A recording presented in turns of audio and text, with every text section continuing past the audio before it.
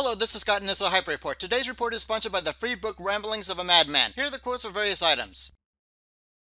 First, remember Greece? In a harbinger of what is likely to come to the US, Greece is poised to formally open debt relief talks with its creditors. Greece would propose measures to alleviate its monumental debt burden, which at 175% of GDP is by far the highest in the EU. Even if Greece's debt burden is made more manageable, the economic woes are far from over because of the 30% plus unemployment and over 40% earning below poverty wage levels.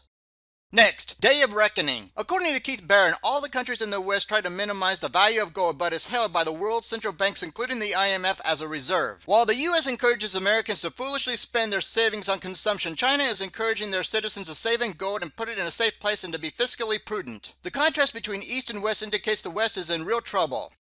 Next, U.S. households. The latest data from the Consumer Credit Report shows that total household wages was close to $7.2 trillion, yet total household debt is at $13.1 trillion. In short, U.S. household debt is nearly twice as high as annual wages and salaries. Yikes!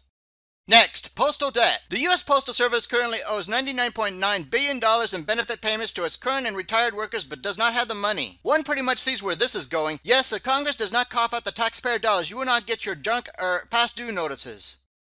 Next, summer economics. In a precursor to what we will hear in the US in the near future, the Italians found out that March industrial production fell by 0.5% because summer came early this year. So the only thing worse for centrally planned economies than a cold winter is summer? Next, income inequality. Here are the top 5 US cities with the greatest income inequality. 5. Gainesville, Florida. 4. Jackson, Mississippi. 3. Miami, Florida. 2. New Orleans, Louisiana. 1. Atlanta, Georgia. Washington, D.C. is the 15th, followed by the first Texas city of Beaumont at 16.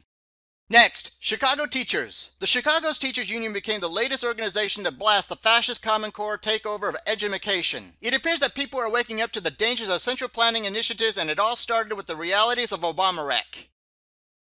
Finally, please prepare now for the escalating economic and social unrest. Good day.